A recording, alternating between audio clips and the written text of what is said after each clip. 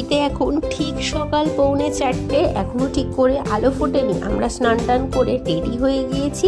হ্যাঁ দেখো, বাইরে পুরো অন্ধকার আছে। আমরা দুই মানুষে আজকে একটু বেরিয়ে পড়বো ফার্স্ট ট্রেন ধরে, আর চলে যাব হাওড়া। হাওড়াতে গিয়ে দেখা হচ্ছে। হাওড়াতে চলে এসে আমরা আমাদের ট্রেন ধরে সকালের ব্রেকফাস্ট খুলে বসেও পড়েছি। আমরা এসেছি দীঘা। Welcome to Digha. সকালবেলার একটু ভিউ দেখে নিয়ে তারপরে আমরা লাঞ্চ করে নিয়েছিলাম। খুব হালকা লাঞ্চ করেছিলাম, কারণ আমাদের কিছু লাঞ্চের রেস্ট্রিকশন চলছে। তারপরে একটা সুন্দর মেসেজ লেখা চা কাপে নিয়ে আমরা চলে গিয়েছিলাম সি বিচে। হ্যাঁ, সি বিচে আজকের এখন জোয়ার চলছিল। সি বিচে আমরা অনেকটা সময় একসাথে কাটালাম। আমি একটু সমুদ্র ভয় পাই, জলকে ভয়ই পাই, কিন্তু এইবারে কেন জানি না একটা ছোট্ট বাচ্চাকে দেখে আমিও কিন্তু জলে পা ভিজিয়েই নিয়েছিলাম। হ্যাঁ, একটু সময় জলে আমিও ছিলাম। তারপরে মার্কেট ঘুরে প্রথম দিন দীঘাটা আমাদের এইভাবেই গেল।